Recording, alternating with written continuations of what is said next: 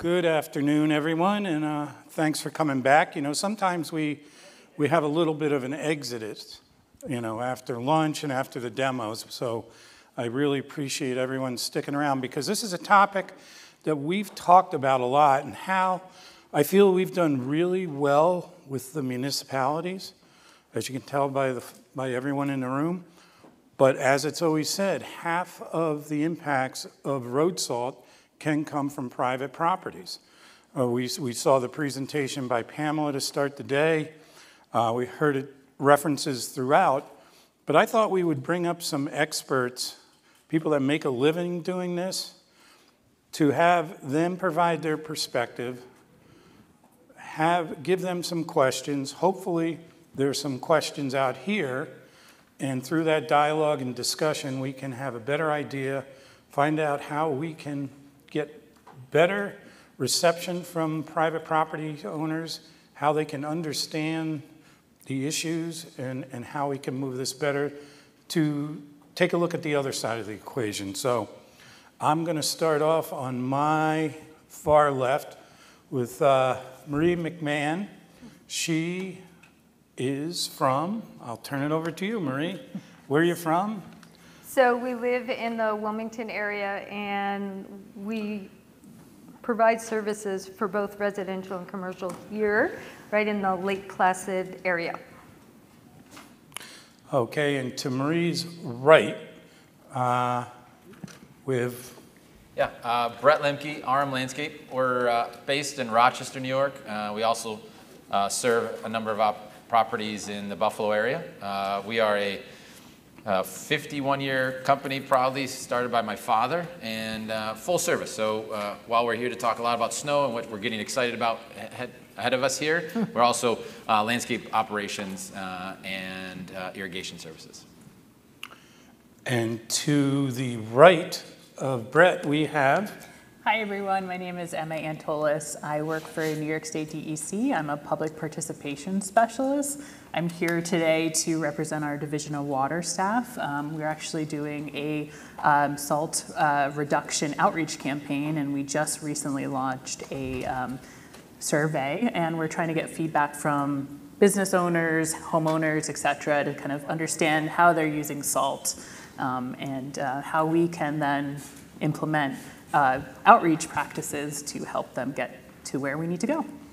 And just to be everyone's aware, we kind of dropped this on Emma very recently, but we'll get to a slide about her work. And then on my right, I'm Shawn O'Keefe. I originally started out as a landscape contractor in snow removal. I own O'Keefe Landscape and some irrigation out in Merrimack, New Hampshire. Over the course of the years, we have drinking water wells, and we've been trying to reduce our salt impact, especially on our drinking water. Currently, we have one well that is down. Had to have a $2 million well installed to replace that one. And unfortunately, that one is downstream on the aquifer from the well that's shut down. So we need to do something drastic to eliminate the salt in our drinking water. 5 years ago, I opened up a liquid de-icing equipment company because we went liquid. Liquid was the biggest way for us to cut back our salt use. We're registering 70% salt reduction off of treated salt, not just straight salt. So we started off 25 years ago using a product called Magic Salt and was able to cut our salt by 50%. And now we've cut another 70% off of that. So it's been a great success. With this success, has developed an equipment company with knowledge to be able to help out contractors and municipalities in getting a liquids program going, as well as to help out our current situation, whether it's in Merrimack or here in Lake George, Lake Placid area. So I'm going to follow up on that, Shawn. So you started out 25 years ago, reduced. You went to Magic Salt and you reduced by 50%. Then you went to more liquid and you reduced that by 70%. It's getting late in the day, but I think that's about 75% reduction from where you started out. it seems to me that that would be an incentive for people. Has that been? Or I would think so. Do they do not understand that? Or? Some people see the trees through the forest, others don't. And the biggest thing is, you know, you'd think people would try to keep up with the Joneses, but they're more worried about the negative impact. You know, that's the stuff that rots your cars. I'm Okay. sorry, if you're driving down a road at 20 degrees and it's wet, you're driving in salt brine. It's an amazing product. There's plenty of additives to enhance your product as well, to get into the colder temperatures that you need, as well as to excel your melting capabilities. So is it a bit of the ability that the word has to, is it education that we have to educate? Education is key. Okay. And the education needs to also include the benefit. Liquid de-icing is one of the only green programs that you can actually make money on. Okay. And Marie, so Shawn talked about the reduction in expenses to homeowners. Do you find that the same, and have they listened at all, or do they understand, or do they have preconceived ideas on what brine or other actions might be? So one of the things I've personally found is that building the relationship with the property owner and gaining their trust. Many of our residential customers that we have are short-term rentals, and here in Lake Placid, with the regulation of short-term rentals that are in place, is very stringent. We need to be able to respond to any complaint within 30 minutes, and if not, there are a lot of ramifications to it. So I have found, I'm pretty new into this whole brine experience, and because of the trust and because of the relationships that I've had with people, I've been able to literally tell them what to do. Hey, listen, this is what we're going to do next year. And I get really ramped up and I get really excited, and based on that trust, they're like, okay. She does get real excited. This I do get panel really is part of excited. that excitement. So I really appreciate And that. so I don't have enough data because, like I said, we're new to this. I don't have enough data to be able to show the property owner, hey, this is going to be the cost savings. I suspect that that's exactly what we'll be able to show them, especially after this next year. Great. But right now I don't even have that. So they're literally trusting me on this whole adventure. So carrying on that, Brett, developing the relationships, your family business has been in operation for 50 years, you said, thereabouts. So you must have had those relationships, and how beneficial can those be? And do those property owners, businesses, listen? Yeah, the relationship's key. I think we're all going to acknowledge that one quickly, especially when early days, this is something we need to try. That try then is to perfect. And they were instrumental, allowing us access to their property, feedback from their customers to us. It's one-sided internally to move forward with a direction of a liquid, or even some of the technologies or the equipment out there. But we need to see the end result of that. And while we could see the benefits internally in our own business, which is a lot of the reasons we will invest in this piece, not the first piece is to the customer, but it's to say we see a value for our business to be exploring these avenues. But when they could get in and become a part of the conversation, we get much more real-time feedback. We've had, we work with a large grocery store chain in our market. They would tell us that the tracking of salt would go all the way to the back of their grocery stores, so on the shopping carts. And the amount of waxing that they would have to do in their office, or the thresholds that are corroded away in an instant to that. Those are property damages as it relates to a necessity of our business. But if we could solve those, it's not so much about how much ton they saved or that piece. It's the many thousands and I imagine millions of dollars for this customer in terms of the services that they have inside. The carpets for many of our commercial office places, they have to get replaced. It was starting to understand and listen to their needs. What is salt in that scenario doing to their property more than it is just what the parking lot's experiencing. So it was eye-opening to hear that. It allowed us to speak to other future clients and customers about, this is just bigger than just the parking lot. Very true. So with that, in talking to the clients, Marie, you provided some photos, and is it all right if I pull them up? Sure. And I think this gets to a point maybe some of you can share your thoughts on about maybe, we talked about what the clients are saying, Brett, but also what are their demands, and what are their demands like it? Are they too much? Are we advancing, Don? Don't worry, it's just live. So Yeah, there we go. Here we go. Thank you. Okay, so in this picture is a picture of a fieldstone walkway on a camp right on Lake Placid, and this property is terraced. Very steep steps. There's 3 sets of steps going down. This property was being sold, and we had to set up the boathouse furniture, very heavy composite furniture, this last-minute request because the closing date had just moved. They were wanting to do a walkthrough. On the picture on the left, if you look up towards the top of the picture, it's actually all black ice, and you can see a little bit of the ice. And I said to the realtor and the property owner, look, this is not safe. I am not taking my guys carrying heavy furniture down to the boathouse. You've got to get it done. And so I was trying to, I'm looking at the sun, I'm looking at the temps, I'm looking at you can see the shadow of the trees. I'm trying to figure out how the heck are we going to get this done. And then I remembered that I had some entry in my truck. And so I thought, what the heck? So I took the first picture. Entry being? It's a brine, potassium formate based. I had just been exposed to it, introduced to it by Phil Sexton through WIT. And we're actually using the product in an experimental zone at the the Olympic Training Center.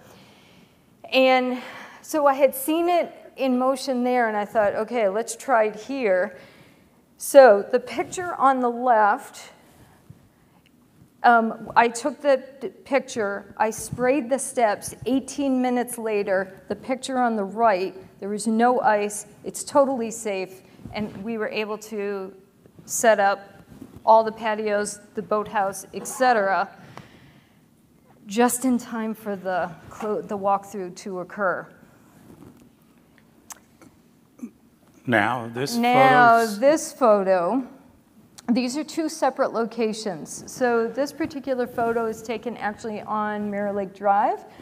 If you recall Brandon's map of Mirror Lake, this would be in the northeastern corner of the lake.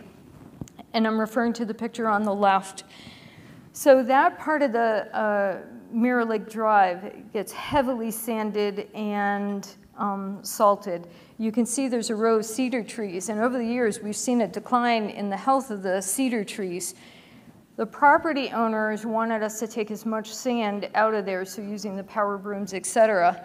You can see all of the piles all the way down the length of their property. To be able to do this cleanup, it costs the property owner just shy of $500 for us to be able to clean it up, get it out of there. Their daughter's graduation was happening that weekend, which is why that was another reason why they wanted us to clean up the property. The picture on the right, this was, Brandon, this is Beach Hill.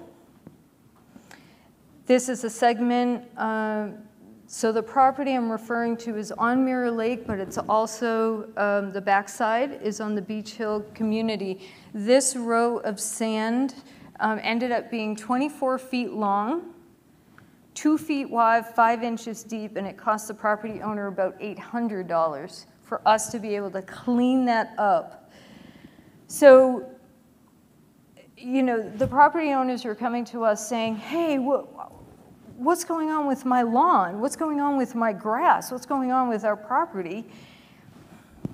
This is part of what's going on. And so a tremendous amount of money and labor is involved in removing some of these, or all of the sand, particularly in areas that are where the roads are heavily treated.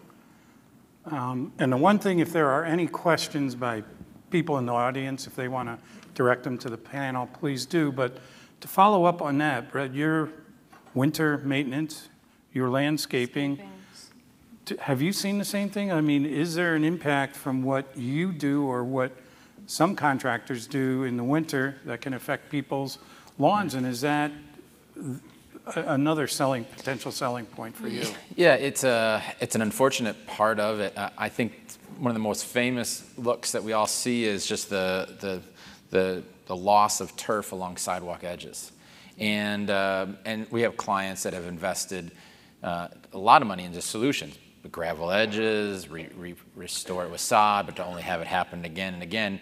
And it takes away the aesthetics of the property.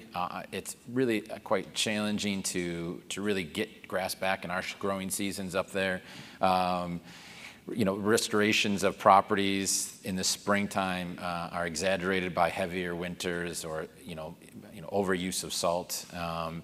And it is a way to connect it, especially when we put two of our services together and we contract that full year. We know we are responsible and take on that responsibility of, well, don't make a mess for ourselves. Let's be mindful of how we are managing this property through the winter so that it's an easier transition into the spring and the summer. Everything's very short in these cold climates, so you want to look your best as fast as possible. And it has impact, it has costs, and it's been a really tough part to get beyond. Chris, I'd like to add to that, if I may. Sure. You know, as a private contractor, and Pam touched upon this, there's a lot of habitual behavior around winter maintenance, right, and de-icing. And a classic example of this is, it's how we really got involved, and I really dove into this. I received a phone call from one of our employees, Marie, you have to come onto this property now. I happened to be plowing, I stopped, I went up, I thought something had happened. They were working on a boardwalk that's 418 feet long. And they were clearing the boardwalk, and there were a lot of trees, doesn't get much sun, so obviously, you know, there's a slip and fall liability there, and it's a HOA, and they're really so nervous and frightened about the possibilities of someone falling here. One of our employees dumped a 50-pound bag of sodium chloride on this entire 418-foot-long boardwalk when all he needed was 22.5 cups. Or Sawyer. Sawyer, thank you for your cup. And I mean, I literally sobbed. I literally realized in that moment, it was such an impactful moment knowing that this HOA is located above the Chubb, high school students here studying the Chubb, located right above the Chubb River, having problems with landscape. I mean, the world just flashed before my very eyes, and I realized, oh my gosh, we need to be part of the solution, not the problem.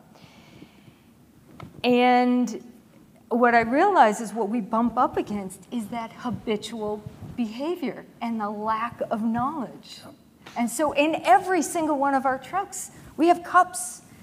Everybody has a cup. And if I go on a property and nobody's using their cup, there's hell to pay because I'm not going to have that moment again. And so it's being able to educate property owners, the employees, and being able to create a new behavior. Don, could I go ahead a couple slides here to let Emma talk about, we're talking about property owners, so maybe you can walk us through. Yeah. There's a QR code, and I'll let you take it over. Absolutely. So. Thanks. One of our outreach initiatives here is we are doing a survey to kind of measure the perceptions of homeowners, of private landowners, stuff like that, to kind of gauge where they're at, right? Like you said, Marie, we don't know what they're doing, how they're applying salt. So it's interesting to kind of be able to gather that data. We have the survey open until November 1st. And we're hopefully going to be able to collect that data, understand people and their behaviors a little bit more, so then we can do proper education and outreach and kind of, because I think we're often, kind of reactionary, right? We're kind of reacting to something that, negative. But through the survey, I think we're trying to be a little, ahead of the curve here and thinking more about what people are doing at home at their businesses and whatnot. So I think this is going to really help us kind of understand them, meet them where they are, and provide guidance, provide education.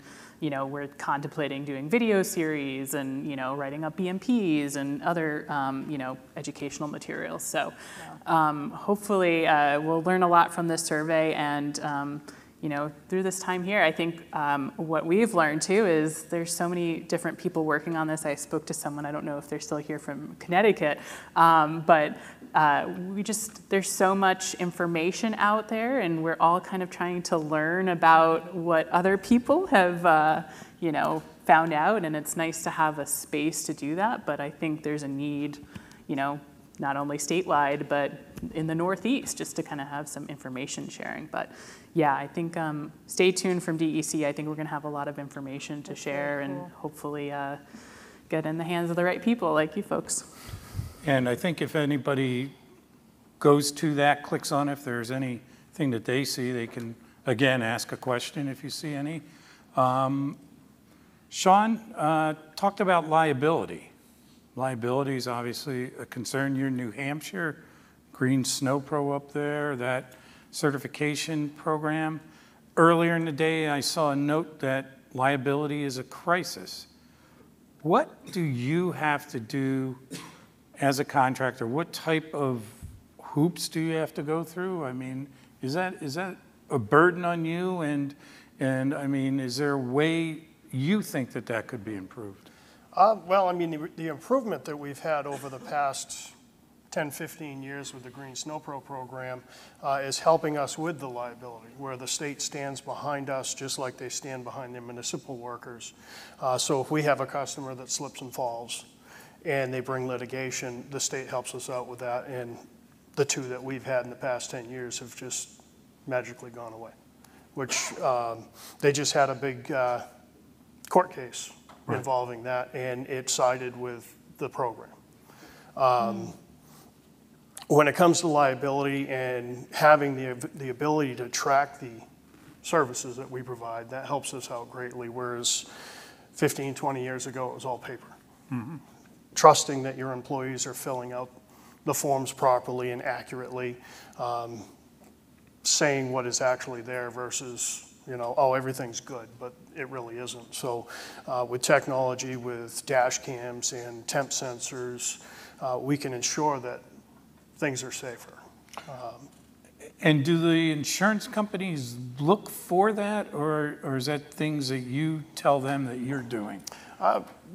We haven't had the conversation. I mean, my insurance has basically been paid and not used. I hate to say it that way, but not going to go without it either. Yeah, exactly. Brett, your input on liability, I mean, you've got some larger clients. I mean, it's our selling point to understanding that we're here to reduce risk on their property. Through AXA plowing and de-icing and clearing the sidewalk. Yeah, that's what we do, but we're here to, allow people to get to and from their workplace to work safely. We have found ourselves in depositions. I've gone through those experiences. They're not pleasant. We've come out on the other side because we invest in that technology, generally pretty positive. Shared with some folks here, and not too long ago, deposition, the person, the opposing lawyer says, off the record, of course, he's like, you all got a pretty solid program. We had cameras, we had GPS. We showed them all the data that we went through on this property. And generally, it's like, usually we think we just meet with contractors and they just say, yeah, I plowed, I salted, what do you want from me? You know, I might have this information for you. And so I felt good. I didn't feel good about being at that meeting. And I know that's still not going to be you know, the result we want as it goes through the process. And we're not as supported in New York State as New Hampshire is. So it's, and we're hearing, and I'll network and connect with a lot of different states, and they all have sort of their different play at this one. So, you know, regardless of that, we look at our customers. The burden is coming naturally to us as contractors. They want to wash their hands of all risk and say, you have to take it. We're sort of, we're reading these contracts very closely. Some of them will just eliminate all potential risk and put it on us. Others will understand it's related to our services. So it's reading through that fine print. We have some contracts that our insurance company says, we will not support you if you work with this one specific client comes to mind, or contracts written in this way. So we have to be very mindful. We have to understand those that want to partner with us, that don't assume that every single thing happens, it's in a fault. They just want to hear data. But they feel more comfortable with the investment in technology and the practices we take on, that this, you know, while it's not a sure thing it will be preventable, but it's been reduced. Maria, anything on liability? Or? I think there's so much to say about the liability. It's really expectations. Again, Pam talked about that, and we experienced that a lot. Being a destination area with a lot of short-term rentals, various events, World Cup events, et cetera, we have people coming in from all over the country, all over the world. And this is no exaggeration. We're in the midst of winter, and there are women going to their short-term rental and their high heels. And if there's a slip and a fall, it's our fault. And so this is one of my goals, actually, is to work with Lake Placid and to work with the specific property owners to, and then hopefully expand upon that is a big education push that this is winter, people. And winter comes with slippery surfaces. And you need to wear proper footwear. And you need to have proper cars. And we cannot be held responsible. And we are.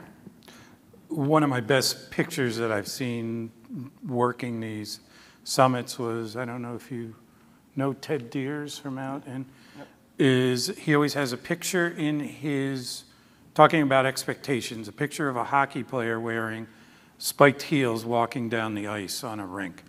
And just, I mean, is that what you would expect? So obviously not.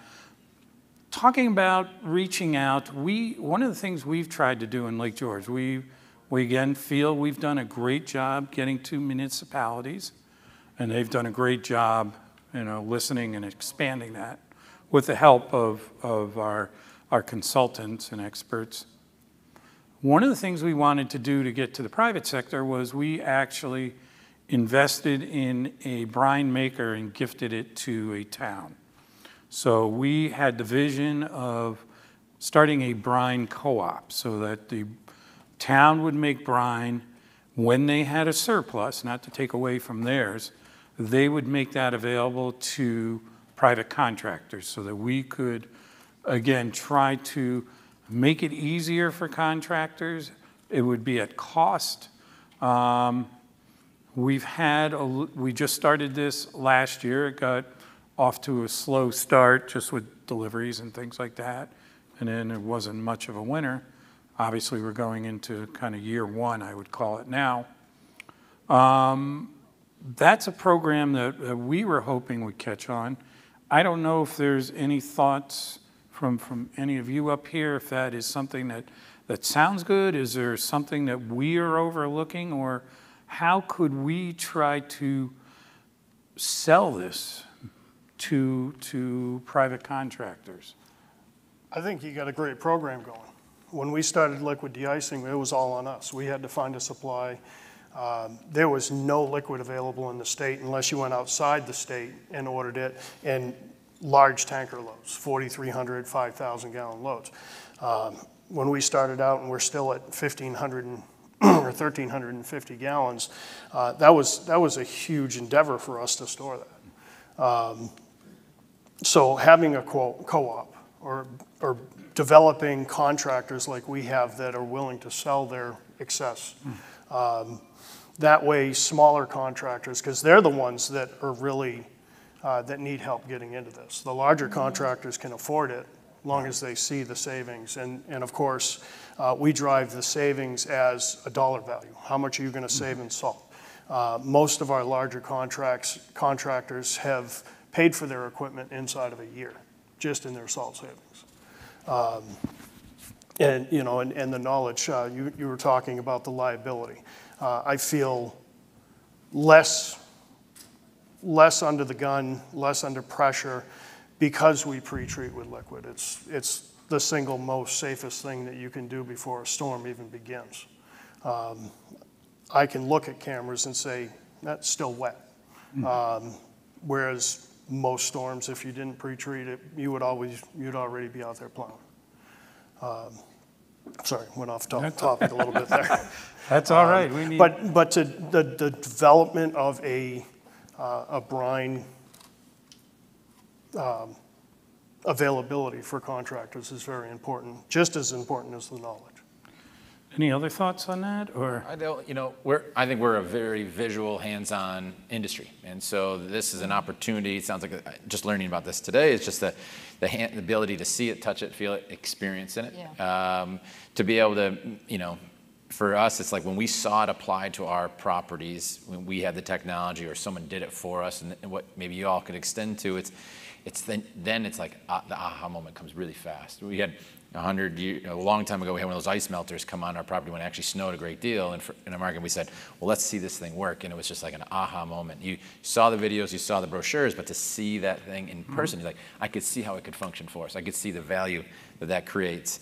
We are a sharing industry. I think for contractors to feel comfortable, even if in a competitive state, but to share what they're doing, how they're doing it. We have one person in our market that's entirely liquid, and we're all asking him a lot of questions.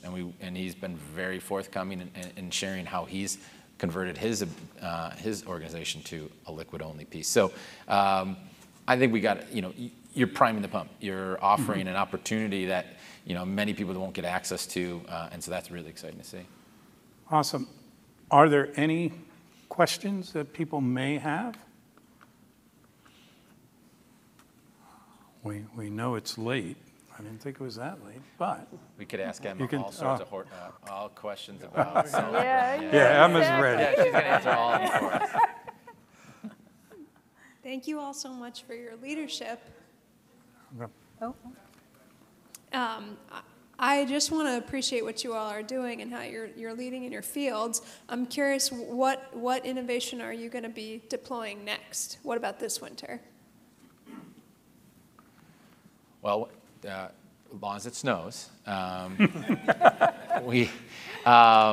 for us, it is around the liquid piece. It's around smarter salt use. It's some of the technology with VASIS here that we're using.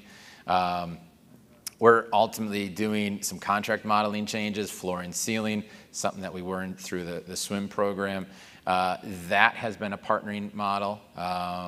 So those two pieces there are allowing us to adjust to what Mother Nature is bringing us. It's allowing contractor, after the rather light season, we have a lot of our customers says, well, geez, you just must have made out huge. And that's not the truth. We've barely, our equipment was there, our materials were purchased, our labor was managed, to keep people employed. So, so we're trying to figure out ways to understand how this seasons are going to change. And we have lake effect, we have ebbs and flows. So that's been an exciting part. And there's a lot of buy-in. We're going from seasonal, which is we're 90% seasonal contracts. We're moving a little more and more to that floor and ceiling. For us, we are just diving in, as you know, Sawyer. So we're hoping to start implementing some of the technology that we're seeing here. We'll be going through the SEMA certification, or at least starting that, and I'm really going to be doing a lot of pushing of education, especially around Mirror Lake. I've some of the property owners, talking to as many caretakers as I possibly can, just to drum up some interest, because ultimately I'd love to be able to participate in a brine collective here, a co-op, so that we could all pull from it. I have a question about when you made the decision to incorporate brine in your practices, was there a learning curve in knowing when to go out to apply the brine? Then you would have to go back later, I would assume on certain occasions, to plow. Did it impact your schedules? And how did you adjust to that? For us at the Olympic Training Center, we had 2 small test zones. If Phil is in the room somewhere, there were a lot of phone calls to Phil. Phil, this is what's going on, what do I do? For me, it was actually learning the science. The science helped, really paying attention to the weather, going on site, and it was literally trial and error, documenting, and having Phil occasionally come on site to see what we were doing. And I had oh crap moments, and I had, we did it. And you know, and at the Olympic Training Center, it's important to understand that we have athletes coming in from all over the world. And there are multiple events drawing people from all over the world. And the test zone is right at the entrance. So we needed to really master this to eliminate any liabilities. So it's been nerve-wracking, but we can't. So we only had about 6 weeks of winter or so that we experimented, so I'm eager to get back into winter. Hopefully we have a winter where we can really experiment and expand that test zone. We had a huge learning curve. We went from a proactive approach to every storm. We'd wait till it snowed, we'd plow the snow, we'd clean up all our properties, and then we'd treat with treated salt or regular salt. To a proactive approach. So instead of waiting for the snow to come in the day before, we're out pre-treating, getting everything ready for the storm. And then while we're plowing, even though we call it de-icing, we're really anti-icing. So instead of waiting till all the properties are cleaned up or 5 o'clock the next morning to go out and post-treat, we're doing it immediately because it's all about anti-icing. It's all about keeping it from freezing. So that was a tough battle to learn across the crews, to understand that, yes, it's 11 o'clock at night, but we still need to do this now, even though the property doesn't open until 7 o'clock in the morning. The other area that we noticed that a lot more was mechanically removing the accumulation. The more accumulation you remove, the less material you're going to have to use. So if you want to be using 70, 80 gallons per acre on a post-treat versus 100 to 120, you're going to remove as much material as you can, or accumulation as you can. I would, I'll echo everything you heard here. We just really dialed in the networking piece too. There's those that have done this before us, and even be able to help those that are a little behind us. It's just that collaboration is a really good way to just work through it. And no event's ever been the same for us twice, so it's just constantly just dialing in and adjusting. And actually, Brett brings up a good point. All of you who are out there behind shovels or behind trucks, we all know that there is no storm alike. Every storm is unique. And so it really takes a creative person, we all have to be super attentive at the smallest details to be able to address what is right there, what is in front of us, what type of shovel are we going to use, how are we going to do it, how can we mechanically, as Shawn was saying, prevent that bond from happening to the surface. And then, you know, either pre-treatment and mechanical, or, you know, whatever. Again, every storm is different. And so there's a huge learning curve. And for myself, I had to learn that, hey, I'm a newbie and I'm going to succeed through failure. And we're going to get this. And the worst case scenario, throw salt down for the safety liability. That's the absolute worst case scenario. So if that's the worst case scenario, then okay, let's experiment, let's do trial and error, knowing that there were other people that I could call, I could reach out to. Hi, my name is Amanda Press. I'm with SIMA. Our members are often asking, and maybe one of you could speak to this, how do you translate this education and these practices when you're communicating with property managers, specifically ones that are outside of the area that you're servicing, whether it's just out of state or national company? And then how do you communicate the benefits of that when often it does come with an increased cost as a contract as well? Any best practices you can share with your sales tips and communication with clients? Thank you. You know, for us, right, it's a lot of pieces. This is just a responsibility in their day. They just need to get a contract signed. We got to move on. They're from Florida, and they don't even know what snow is. And so for us, we will talk about the benefits of this. We will really work hard to understand budgets just as much as any other piece to this, because if they will share, we get that part of that understanding of this, then we could show them how we can do parts and pieces, or it can develop. But it's an important part of it is the budget process. An important part is some visual pieces to it. I think the track record of, you know, no claims, these kind of pieces just start showing them what's going to make their job easier. They're going to go out and get hopefully 3 bids, and they're going to compare all of them to each other, and they want to make this as fast as possible. But I would recognize that those that are understanding this market, understanding some of the biggest risk they have is around the wintertime, they are asking some more pointed questions. I think we're starting to see some more educated property managers, and they are asking for our credentials in this space, especially if you own the market and you're really doing something pretty cool, then they're going to know, well, we want that. That's why we called you. So has anyone looked at the QR code? Is there maybe a question for Emma? I think that's really, I want to thank DEC for doing that. I guess one last question to go around.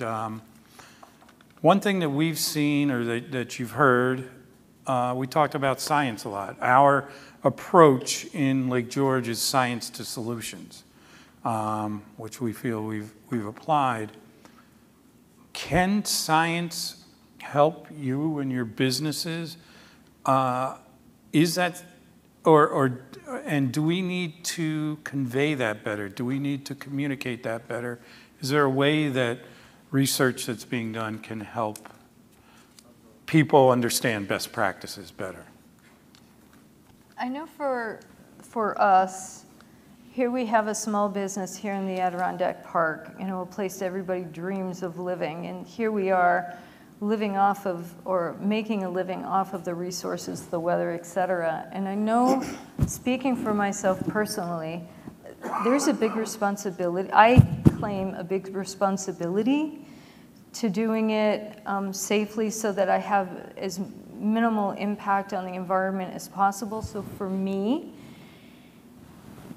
talking to Brandon, learning about all of the science from everybody who's presented here today and beyond, that's incredibly motivating for me to up the game and to be as precise and detailed oriented and in alignment with nature, our environment, et cetera. I mean, we don't have a Mirror Lake, we're not gonna have Ironman, which is a huge economic impact here in Lake Placid. I mean, that's one example. And we caretake properties around Mirror Lake. So for me, that science is a motivator. I mean, I'll leave here today and I'm already gonna be thinking, wait, you know, can we do this? Can we do this? Brandon and I are already talking about getting together and touring some properties. You know, I want to take a look at the survey. I mean, So for me, it's very motivating and it's very important. Yeah, I mean, our other part of the business, we hire horticulturists, and there's a great deal of science that comes to and relates to the landscape and the safe practices and appropriate practices for that piece. So to see that starting to evolve here, we are a means and methods. We go out and this work is done. We get physical with that part. But we are connecting to the why with our team members. They're understanding what their responsibilities are and the obligations they have. Through SIMA and the ASM course, we were able to get a lot of our managers really educated on what the best practices are. So science has had a huge influence as a driver for us going forward. Shawn? Yeah, science is very important. Education on your chlorides and how they operate, the temperatures that they work to, as well as understanding your surfaces, whether they're endothermic or exothermic. Knowing what products are going to work best in what situations is very important, especially in the liquids. Great. So, Emma, any closing thoughts here? We've had you up here. Thank you so much. Take the survey. And with that, I just want to thank our panelists for sitting up here, giving us your thoughts, experience, and look forward to hearing successes soon. So thank you all. Let's have a round of applause. Thanks, Shawn. Emma, thanks so much.